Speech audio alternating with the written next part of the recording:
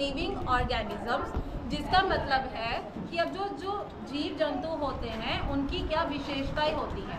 अब ये जो विशेषताएं हैं ये समय अनुसार चलती ही रहती हैं, जिसकी वजह से हम ये पहचान सकते हैं, वी कैन आइडेंटिफाई कि ये जो इंसान है ये लिविंग है या फिर नहीं है।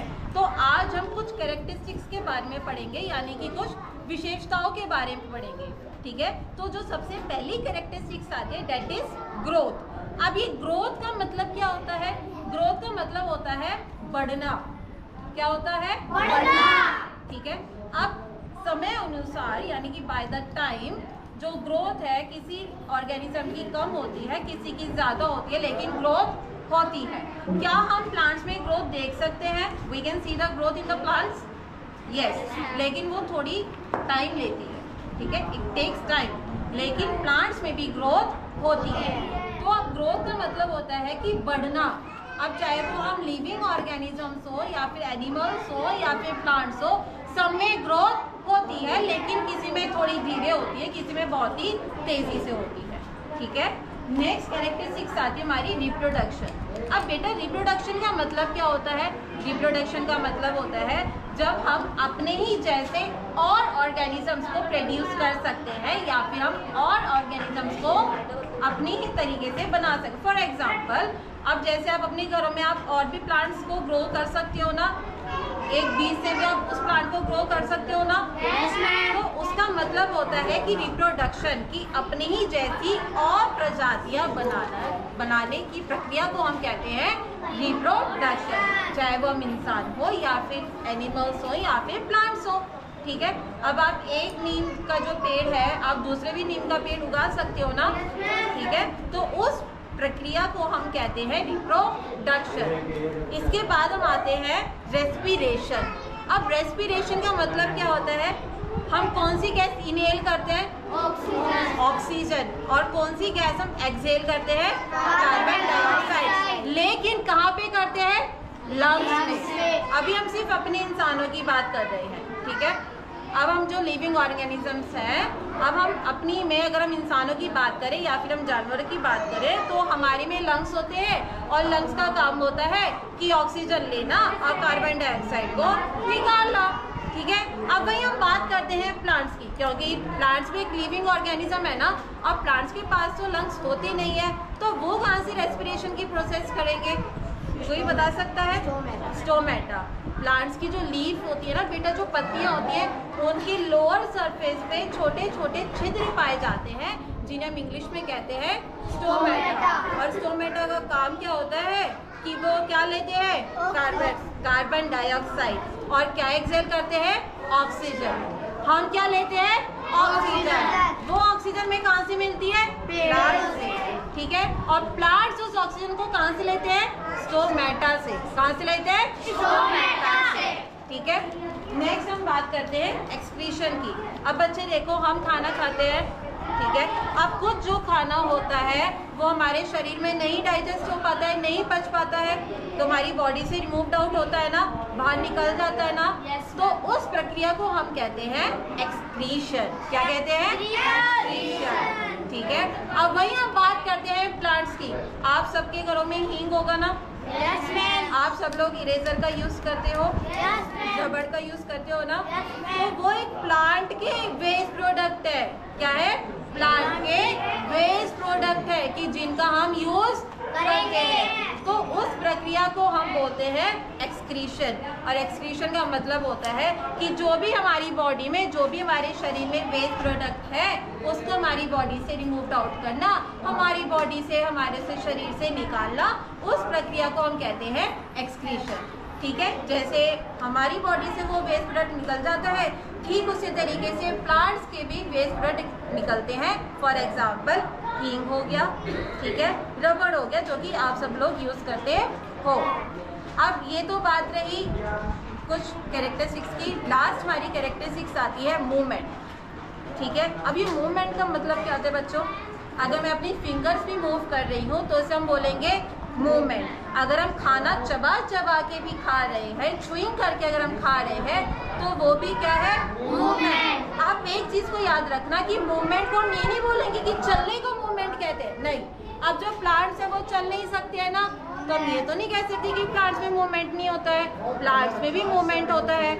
अब आप सबने छुई का पौधा देखा है जिसे हम टच मी नॉट प्लांट बोलते हैं। जैसे उनकी लीव्स को टच करते हैं तुरंत वो इनडायरेक्ट पोजीशन में हो जाती है, ऐसे अपनी लीव्स की पोजीशन को बदल लेती है, तो वो भी तो एक मूवमेंट है ना। तो मूवमेंट का बच्चों आप मतलब ये मत समझना कि वो अपनी जगह को यानी कि पोजीशन को चेंज करेंगे, नहीं। मूवमेंट का मतलब होता है कि अगर हम अपनी पलकें भी झपका रहे हैं तो वो भी एक मूवमेंट है, अगर हम अपनी फिंगर्स को हिला रहे हैं वो भी एक मूवमेंट है, हम खाना खा रहे हैं वो भी एक मूवमेंट है, जो हमारे दिल की धड़कन है वो भी हमारे दिल का एक मूवमेंट है। तो जो मूवमेंट है ना वो हमेशा चलता ही रहता है, ठीक है।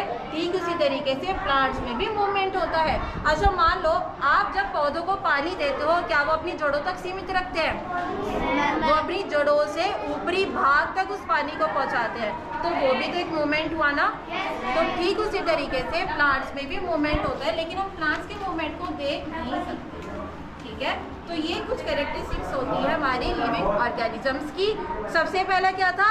Growth, second reproduction, third one excretion, fourth one movement, ठीक है। तो बेटा ये कुछ विशेषताएं होती है हमारी लिविंग ऑर्गेनिजम्स की कि जो समय अनुसार चलती ही रहती है। अगर इसमें से एक भी कैरेक्टरिस्टिक्स रुक गई ना तो वो तुरंत ही जो ऑर्गेनिज्म है क्या हो जाएगा? डेड, ठीक है। तो ये कुछ ऑर्गेनिजम्स की क्या होती है? विशेषता ही होती है, कुछ कैरेक्टरिस्टिक्स होती है। बेटा सब बच्चे ध्यान देंगे, आज जो चलेगा हमारा सर्व समीकरण का सेकंड टॉपिक चलेगा, यानी कि फर्स्ट टॉपिक जो था हमने उसमें सीखा था a माइनस बी की क्यूब को जब हम खोल के उसका समीकरण निकालते थे ना, उसमें आज जो फॉर्मूला चलेगा वो चलेगा हमारा a माइनस बी की क्यूब का। जैसे हमारा एक सिंपल सा सवाल है 5x माइनस 3y की होल क्यूब, यानी कि a माइनस बी की क्यूब। तो सबसे पहले जो a माइनस बी की क्यूब का फॉर्मूला होता है वो होता है हमारा a माइनस बी की क्यूब का जो हमारा फॉर्मूला होगा वो होगा a की क्यूब माइनस बी की क्यूब माइनस 3ab ब्रैकेट में a माइनस बी ना। a माइनस बी की क्यूब का हमारा फॉर्मूला होता है ये। लास्ट में जब हम फॉर्मूले में संख्याओं के मान रख के चलते हैं तो लास्ट में हम 3ab की मल्टीप्लाई करते हैं इसमें। तो यानी कि अगर लास्ट में मल्टीप्लाई ना करके हम शुरू में ही इसमें मल्टीप्लाई करें तो फिर हमारा फॉर्मूला बनता है a की क्यूब माइनस बी की cube minus 3a square b minus 3ab square. तो लास्ट में हम मल्टीप्लाई ना करके अगर हम शुरू में ही मल्टीप्लाई करते हैं माइनस ए बी में, तब हमारा फॉर्मूला बनता है a की क्यूब माइनस बी की cube minus 3a square b minus 3ab square. तो सबसे पहले जब हम सवाल करेंगे वो हम फर्स्ट वाले फॉर्मूले से करेंगे।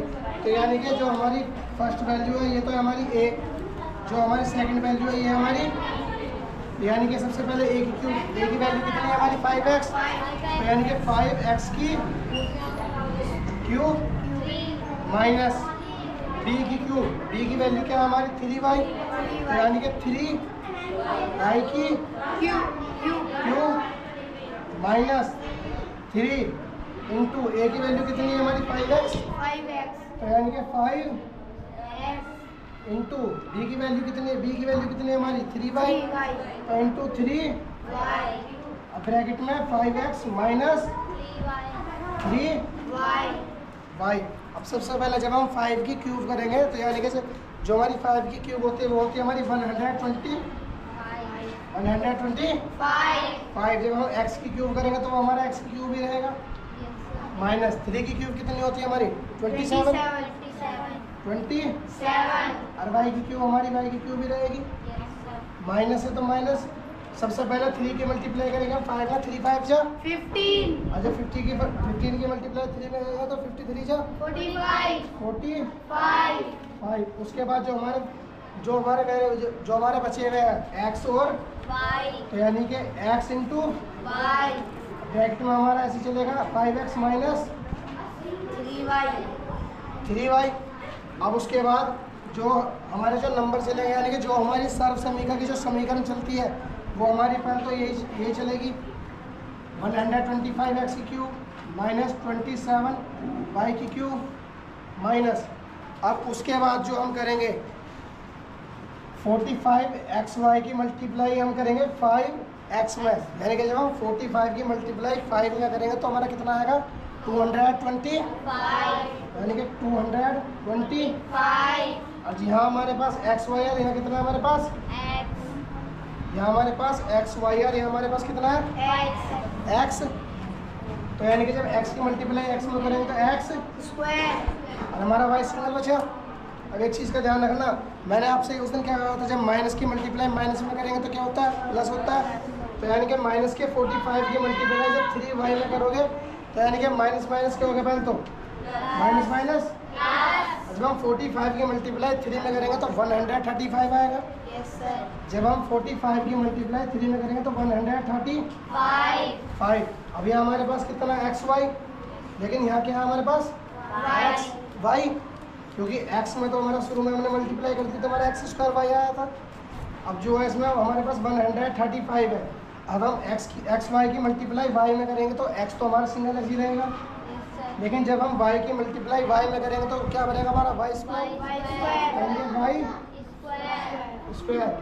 तो ये है हमारा सर्व समीकरण का फर्स्ट फॉर्मूले से क्या हुआ आंसर, जो हमने 5x - 3y की क्यूब का प्रसार करके जो हमने लिखा है। सर्व समीकरण का हमारा सेकंड जो मेथड है, जो फॉर्मूले का, वो हमने इससे करा है। तो समझ में आ जाए बच्चे के।